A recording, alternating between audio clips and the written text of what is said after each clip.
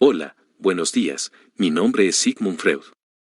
Hoy vamos a leer 5 conferencias sobre el psicoanálisis. Antes de iniciar, recordá dejar tu comentario y si quieres algún vídeo nuevo. Bueno, comencemos con la conferencia número 5. Señoras y señores, con el descubrimiento de la sexualidad infantil y la reconducción de los síntomas neuróticos a componentes pulsionales eróticos hemos obtenido algunas inesperadas fórmulas sobre la esencia y las tendencias de las neurosis. Vemos que los seres humanos enferman cuando a consecuencia de obstáculos externos o de un defecto interno de adaptación se les deniega la satisfacción de sus necesidades eróticas en la realidad.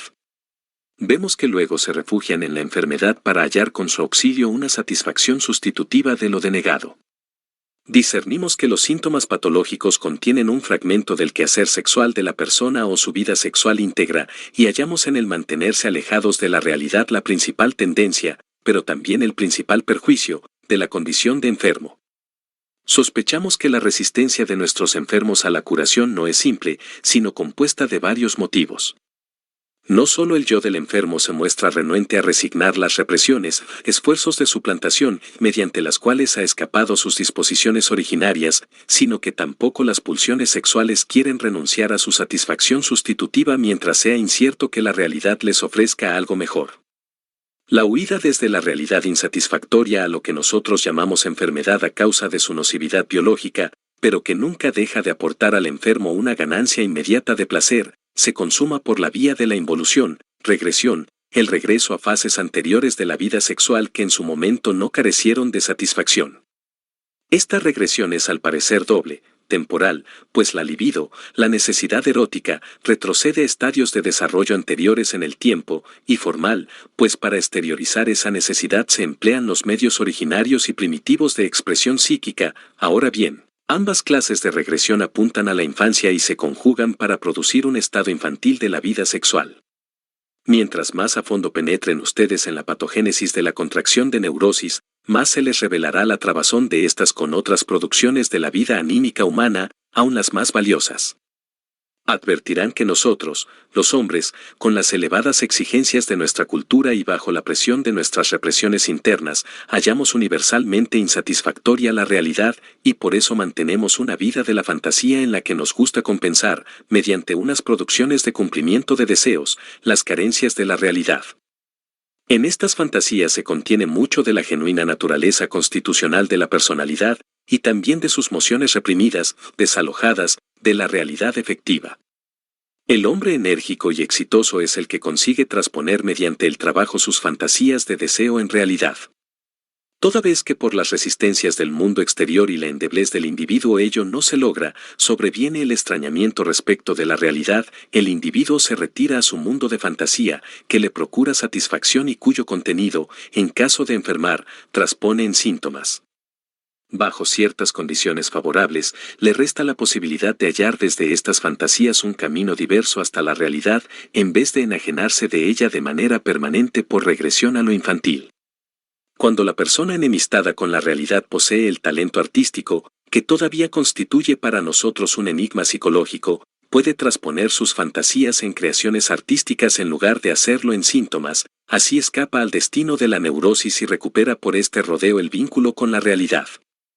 Toda vez que persistiendo la rebelión contra el mundo real falle o no baste ese precioso talento, será inevitable que la libido, siguiendo el rastro de las fantasías, arribe por el camino de la regresión a reanimar los deseos infantiles y, así, a la neurosis. La neurosis hace, en nuestro tiempo, las veces del convento al que solían retirarse antaño todas las personas desengañadas de la vida o que se sentían demasiado débiles para afrontarla. Permítanme insertar en este lugar el principal resultado al que hemos llegado mediante la indagación psicoanalítica de los neuróticos, a saber, sus neurosis no poseen un contenido psíquico propio que no se encuentre también en los sanos, o, como lo ha dicho Carl G. Jung, enferman a raíz de los mismos complejos con que luchamos también los sanos. Depende de constelaciones cuantitativas, de las relaciones entre las fuerzas en recíproca pugna, que la lucha lleve a la salud, a la neurosis o a un hiperrendimiento compensador. Señoras y señores, les he mantenido en reserva la experiencia más importante que corrobora nuestro supuesto sobre las fuerzas pulsionales sexuales de la neurosis. Siempre que tratamos psicoanalíticamente a un neurótico, le sobreviene el extraño fenómeno de la llamada transferencia, vale decir, vuelca sobre el médico un exceso de emociones tiernas, contaminadas hartas veces de hostilidad, y que no se fundan en ningún vínculo real. Todos los detalles de su emergencia nos fuerzan a derivarlas de los antiguos deseos fantaseados del enfermo, devenidos inconscientes. Entonces, revive en sus relaciones con el médico aquella parte de su vida de sentimientos que él ya no puede evocar en el recuerdo, y solo reviviéndola así en la transferencia, se convence de la existencia y del poder de esas mociones sexuales inconscientes. Los síntomas, que para tomar un símil de la química son los precipitados de tempranas vivencias amorosas, en el sentido más lato, solo pueden solucionarse y transportarse a otros productos psíquicos en la elevada temperatura de la vivencia de transferencia. Según una acertada expresión de Sándor Ferenczi, el médico desempeña en esta reacción el papel de un fermento catalítico que de manera temporaria atrae hacia sí los afectos que libremente devienen a raíz del proceso. El estudio de la transferencia puede proporcionarles también la clave para entender la sugestión hipnótica de la que al comienzo nos habíamos servido como medio técnico para explorar lo inconsciente en nuestros enfermos.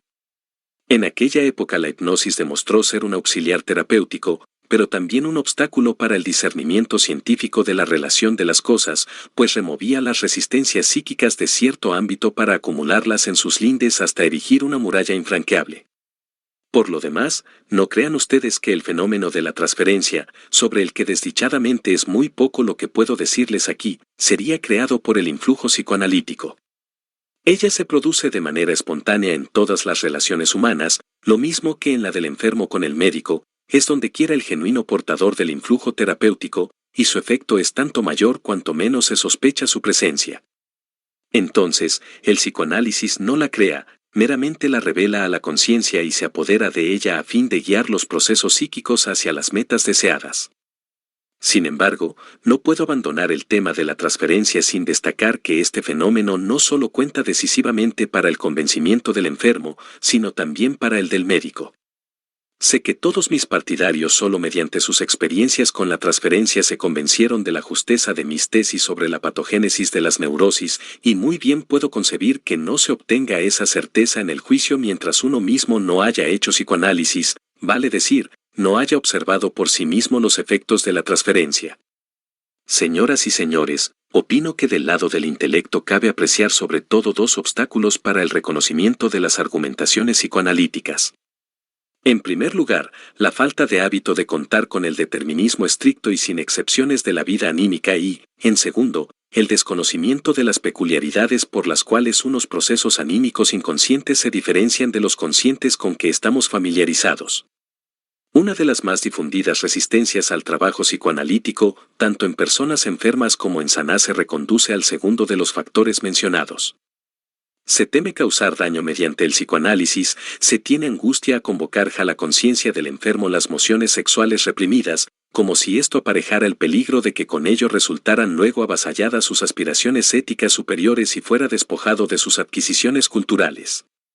Uno nota que el enfermo tiene puntos débiles en su vida anímica, pero no se atreve a tocarlos para no aumentarle todavía más su padecimiento. Podemos retomar esta analogía. Sin duda, es más benigno no tocar lugares enfermos y por esa vía uno no sabe otra cosa que deparar dolor. Pero, como es bien sabido, el cirujano no se abstiene de investigar y trabajar sobre el foco enfermo cuando se propone una intervención destinada a procurar curación duradera. Nadie piensa en reprocharle las inevitables molestias de la investigación ni los fenómenos reactivos de la operación cuando ésta alcanza su propósito y el enfermo, mediante un temporario empeoramiento de su estado, gana su definitiva eliminación. Parecida es la situación en el caso del psicoanálisis, tiene derecho a reclamar lo mismo que la cirugía, pero, siendo buena la técnica, las mayores molestias que depara al enfermo en el curso del tratamiento son incomparablemente menores que las que el cirujano impone, y de todo punto desdeñables con relación a la gravedad del sufrimiento básico.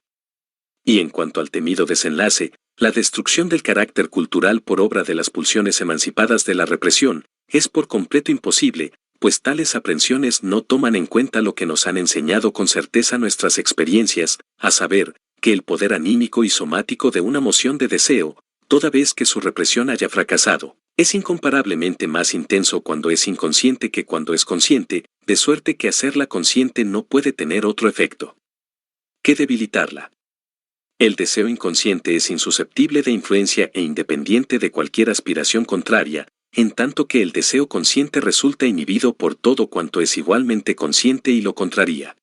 Por tanto, el trabajo psicoanalítico, como sustituto mejor de la infructuosa represión, se pone directamente al servicio de las aspiraciones culturales supremas y más valiosas. ¿Cuáles son, en general, los destinos de los deseos inconscientes liberados por el psicoanálisis, por qué caminos conseguimos volverlos inocuos para la vida del individuo? Esos caminos son varios. Lo más frecuente es que ya durante el trabajo sean consumidos por la actividad anímica correcta de las mociones mejores que se les contraponen.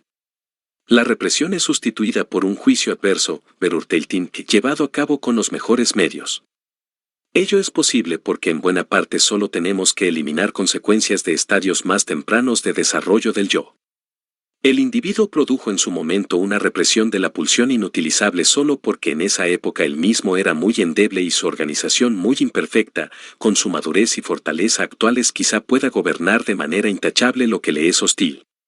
Un segundo desenlace del trabajo psicoanalítico es poder aportarles a las pulsiones inconscientes descubiertas aquella aplicación acorde a fines que ya habrían debido hallar antes si el desarrollo no estuviera perturbado. En efecto, el desarraigo de las mociones infantiles de deseo en modo alguno constituye la meta ideal del desarrollo. Mediante sus represiones, el neurótico ha mermado muchas fuentes de energía anímica, cuyos aportes habrían sido muy valiosos para su formación de carácter y quehacer en la vida. Conocemos un proceso de desarrollo muy adecuado al fin, la llamada sublimación, mediante la cual la energía de mociones infantiles de deseo no es bloqueada, sino que permanece aplicable si a las mociones singulares se les pone, en lugar de la meta inutilizable, una superior, que eventualmente ya no es sexual. Y son los componentes de la pulsión sexual los que se destacan en particular por esa aptitud para la sublimación, para permutar su meta sexual por una más distante y socialmente más valiosa. Es probable que a los aportes de energía ganados de esa manera para nuestras operaciones anímicas debamos los máximos logros culturales. Una represión sobrevenida temprano excluye la sublimación de la pulsión reprimida, cancelada la represión, vuelve a quedar expedito el camino para la sublimación. No podemos dejar de considerar también el tercero de los desenlaces del trabajo psicoanalítico. Cierta parte de las mociones libidinosas reprimidas tienen derecho a una satisfacción directa y deben hallarla en la vida. Nuestras exigencias culturales hacen demasiado difícil la vida para la mayoría de las organizaciones humanas, y así promueven el extrañamiento de la realidad y la génesis de las neurosis sin conseguir un superávit de ganancia cultural a cambio de ese exceso de represión sexual. No debemos llevar nuestra arrogancia hasta descuidar por completo lo animal originario de nuestra naturaleza, y tampoco nos es lícito olvidar que la satisfacción dichosa del individuo no puede eliminarse de las metas de nuestra cultura. Es que la plasticidad de los componentes sexuales, que se anuncia en su aptitud para la sublimación, puede engendrar la gran tentación de obtener efectos culturales cada vez mayores mediante una sublimación cada vez más vasta. Pero así como en nuestras máquinas no podemos contar con transformar en trabajo mecánico útil más que un cierto fragmento del calor aplicado, no debemos aspirar a enajenar la pulsión sexual de sus genuinas metas en toda la amplitud de su energía. No es posible lograrlo, y si la limitación de la sexualidad se lleva demasiado lejos, no podrá menos que aparejar todos los nocivos resultados de una explotación depredadora. No sé si la advertencia con que concluyo mi exposición puede haberles parecido a ustedes, a su vez, una arrogancia. Solo me atreveré a presentar de manera indirecta mi convicción contándoles una vieja historia cuya moraleja dejo a su cargo. La literatura alemana conoce un pueblito de Childa, a cuyos moradores atribuye la fama toda clase de agudezas. Los habitantes de Childa, se nos refiere, poseían también un caballo de cuyo vigor para el trabajo estaban muy satisfechos, y solo una cosa tenían para reprocharle: consumía demasiada avena, avena cara. Resolvieron quitarle esta mala costumbre benévolamente, reduciéndole día tras día su ración en varios tallos hasta habituarlo a la abstinencia total. Por un tiempo todo marchó a pedir de boca. El caballo se había deshabituado a comer, salvo un solo tallo diario, y por fin al día siguiente trabajaría sin avena ninguna. Esa mañana hallaron muerto al alevoso animal. Los pobladores de Childa no pudieron explicarse de qué había muerto. Nos inclinaremos a creer que el caballo murió de hambre, y sin una cierta ración de avena no puede esperarse que ningún animal trabaje. Agradézcoles, señores, la invitación que me han hecho y la atención que me han dispensado. Bueno, espero que te haya gustado y espero verte la próxima. Recordá dejar tu comentario y pedir más vídeos. Hasta la próxima.